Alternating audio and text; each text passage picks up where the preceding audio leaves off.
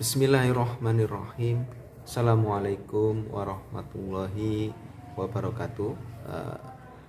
Kembali bersama saya di DS Channel, channel edukasi penyakit psikosomatis, anxiety, dan gangguan asam lambung. Di video kali ini, sahabat-sahabat, saya akan membuat video yang lebih tepatnya menjawab pertanyaan dari sahabat-sahabat yang diajukan kepada saya. Pertanyaannya adalah kenapa penyakit ini hilang timbul dan susah sekali untuk sembuh. Jadi benar sahabat-sahabat semuanya, saya dulu pun mengalami hal yang seperti ini. Timbul sakit, 2 hari sembuh, sebenarnya sudah nyaman, sudah enggak ada lagi rasa yang datang, tapi ketika harinya kembali timbul lagi, penyakit itu kembali lagi, takut, cemas, takut mati,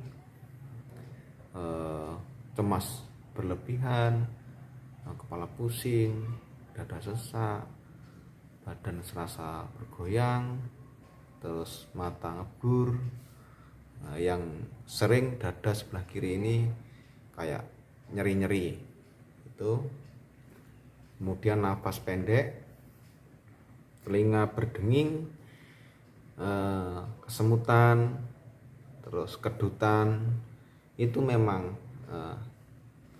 kembali timbul, hilang, timbul, hilang. Jadi kita ini sampai bingung kawan-kawan.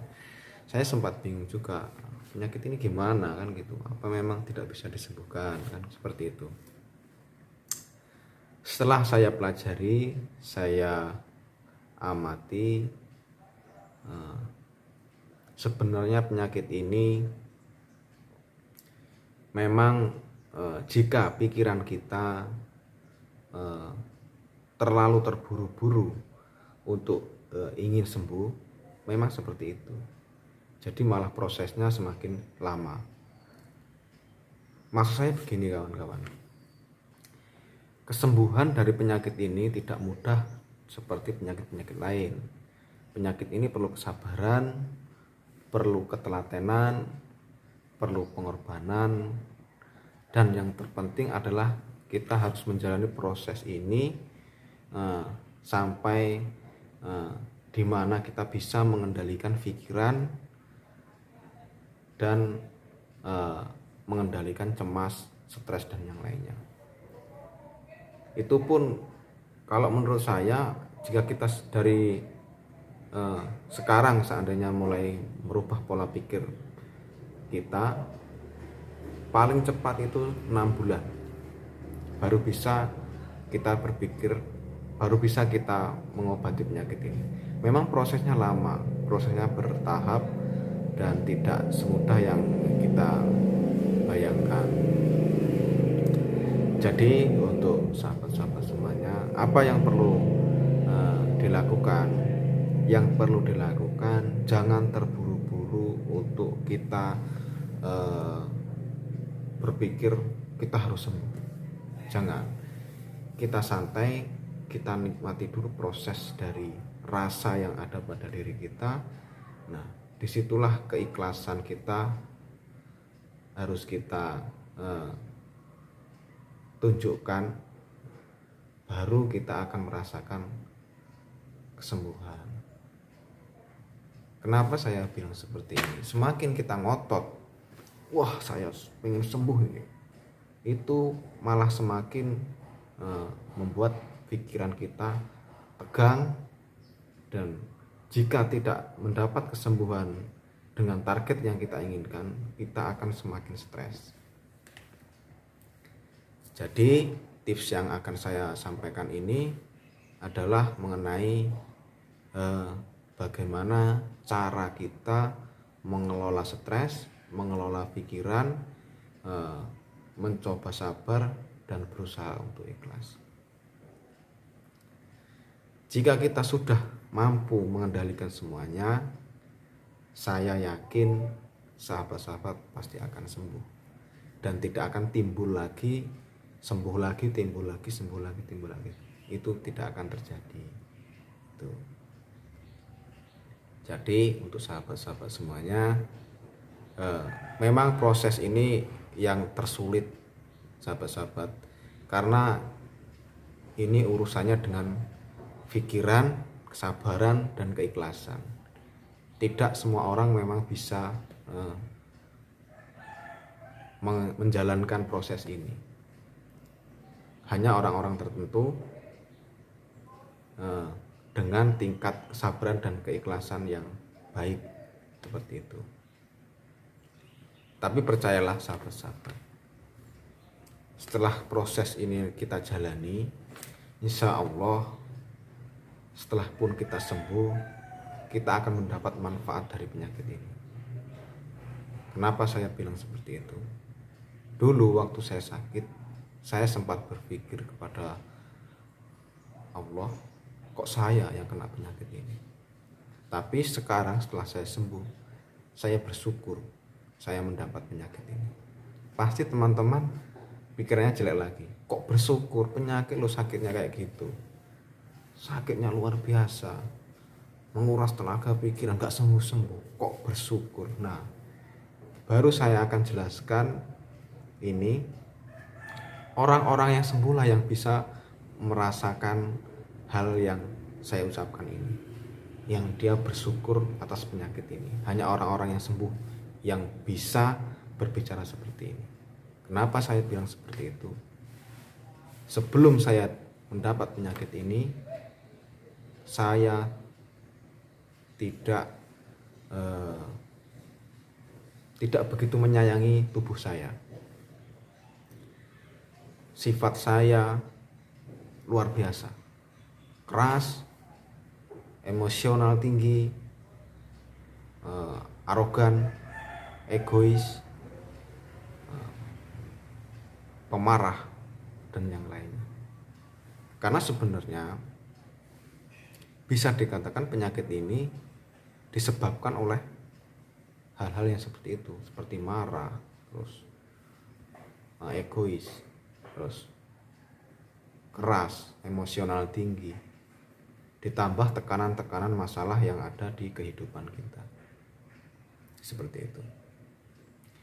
Saya bersyukur Allah telah memberikan penyakit kepada saya hingga saya merubah semua pola pikir, sifat saya menjadi sekarang yang saya lebih bisa menerima, lebih bisa sabar, lebih bisa ikhlas, dan saya terima kasih kepada Allah Subhanahu wa taala telah memberikan hidayah kepada saya hingga saya sekarang mulai bisa berpikir positif.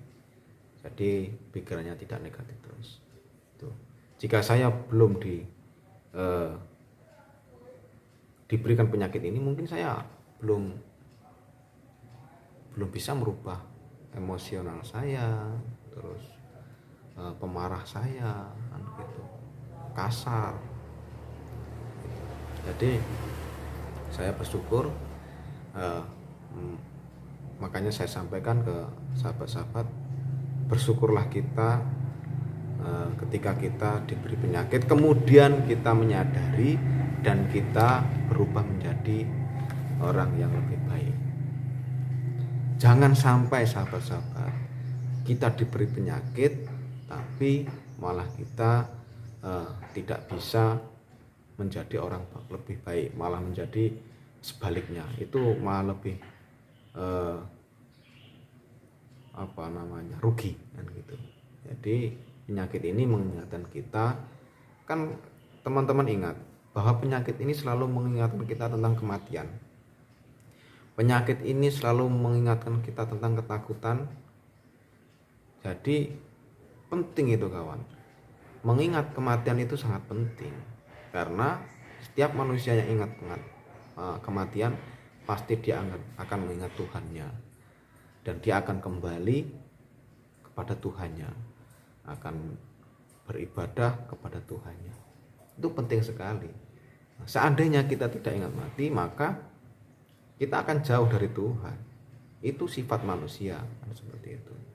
Maka saya bersyukur sampai hari ini saya diingatkan oleh Allah Subhanahu wa taala hingga saya dapat merubah semua karakter yang ada pada diri saya. Kembali ke tema kawan-kawan semuanya. Jadi jika teman-teman ingin sembuh, belajarlah untuk ikhlas, belajarlah untuk sabar, belajarlah untuk menerima keadaan, kendalikan emosi, kendalikan cemas, jangan stres, mencobalah selalu untuk bahagia, sering tersenyum, berbuatlah baik sedikit saja untuk orang lain. Itu akan mengembalikan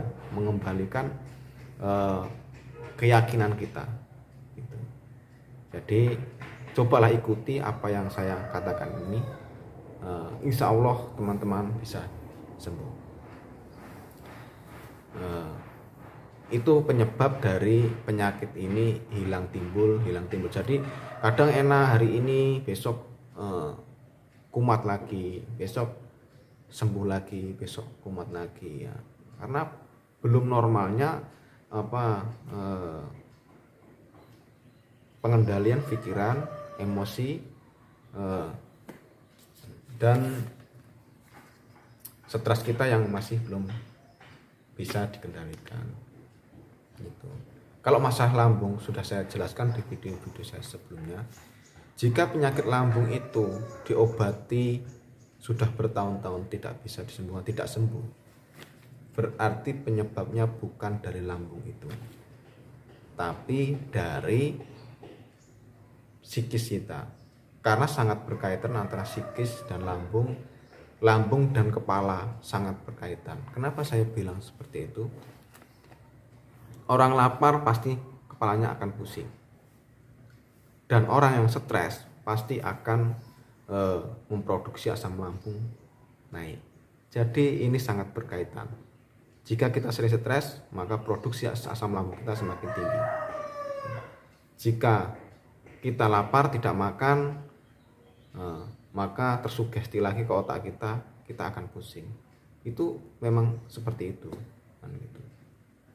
Jadi kalau hanya masalah lambung diobati tidak sembuh-sembuh, berarti ada yang salah di psikis kita. Orang yang punya asam lambung tidak mempunyai sakit psikis, dikasih obat warung pasti akan sembuh gitu. Tapi jika orang itu mempunyai penyakit lambung dan penyakit gangguan psikosomatis, mau diobati sampai manapun, jika psikisnya tidak diobati, maka dia akan susah sembuh kan gitu. Mau semahal apa obat yang Anda konsumsi, mau sehebat apa dokter yang Anda konsumsi, mau sehebat apa mentor yang Anda ikuti, jika kita tidak mau berusaha untuk merubah pola pikir kita, maka kita akan terus seperti ini. Tidak ada kesembuhan, ya seperti ini terus gitu. Dikatakan dilihat tubuhnya sehat, tapi Anda sering sakit-sakitan gitu. Jadi untuk kawan-kawan semuanya, tetap semangat, jangan lupa kita berusaha untuk menyehatkan pikiran kita. Karena sebenarnya jika dipelajari, pikiran itu sangat menentukan kesehatan. Gitu. Kalau tidak percaya, masalah tensi, jika orang itu lagi banyak pikiran, maka tensi dia akan naik gitu. Jika orang itu lagi banyak lagi masalah, maka lambungnya pun akan bermasalah. Berarti pikiran sangat menentukan kesehatan seseorang. Saya pun walaupun sekarang sudah sembuh, saya harus tetap mengendalikan pikiran saya, harus belajar untuk mengendalikan pikiran seperti itu. Jadi untuk sahabat-sahabat semuanya, pertanyaan yang sering diajukan ke saya, kenapa penyakit ini sering sekali timbul, kembali lagi, sembuh lagi, timbul lagi, sembuh lagi, itu karena kita masih belum bisa mengendalikan pikiran, karena kita selalu cemas, karena kita selalu stres, karena kita selalu berpikir negatif. Jadi hanya ini yang bisa saya sampaikan, kawan-kawan. Kembali saya ingatkan, tujuan saya membuat video-video seperti ini karena saya dulu pernah janji bahwa jika saya sembuh, saya akan berbagi kepada teman-teman yang mengalami penyakit seperti saya. Mungkin hanya ini yang bisa saya jawab mengenai penyakit yang hilang timbul dari penyakit psikosomatis, anxiety, dan gangguan asam lambung. Semoga sahabat-sahabat bisa mempelajari apa yang saya bicarakan dan menerapkan, dan sahabat-sahabat bisa sembuh. Mungkin hanya ini yang bisa saya sampaikan. Kurang lebihnya saya mohon maaf. Saya akhiri. Wassalamualaikum warahmatullahi wabarakatuh.